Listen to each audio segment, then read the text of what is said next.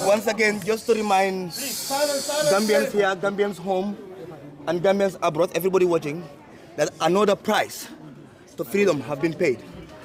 And more price will be paid until we liberate this country, until we solve this country, until we put this country on the right path. I know you were worried, but we love being behind bars if this country is going to be fixed through that. Freedom all over the world, probably only 25% or 30% was attained through the ballot box. The rest was popular uprising to fix a broken system that belongs to the people.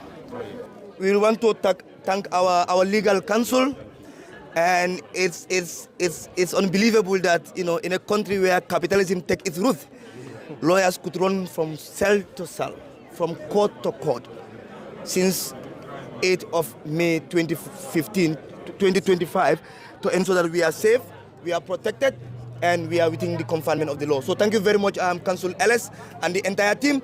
We appreciate that. And we want to say this in the media, that there have been a dictatorship in this country. And this dictatorship includes a lot of things, especially police custody, detention centers, and the list goes on. I want to inform the entire world that the police cells continue to be the most terrible detention centers in this country. No ventilation, poor sanitations, and any other thing. And on top of that, so that we are clear, that for the past 3 nights we have been verbally abused every second by police officers. But that doesn't kill our spirit, and it never kill it. And so that we don't keep people long, I hereby, on behalf of the Central Committee and every Gambia and the masses, that Friday, what is the date of Friday again? Friday will be the 15th. Friday the 15th of May 2026, Gambians Against Looted Assets will commemorate their 1-year anniversary, and we are going to do it at the Youth Monument, and they can come back if they believe we are going to violate the law.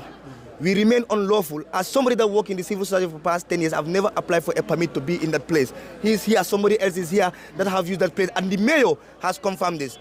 You know, the problem is not the monument. The problem is because it was GALA that was coming out. And then if they are afraid for this country to be fixed, GALA will fix this country. If they are afraid to fight against corruption, GALA will fight against corruption. If they are afraid that this country will go back to dictatorship, we will ensure that the never again mantra is the never again mantra. See you all on Friday, and we are going to continue our announcements.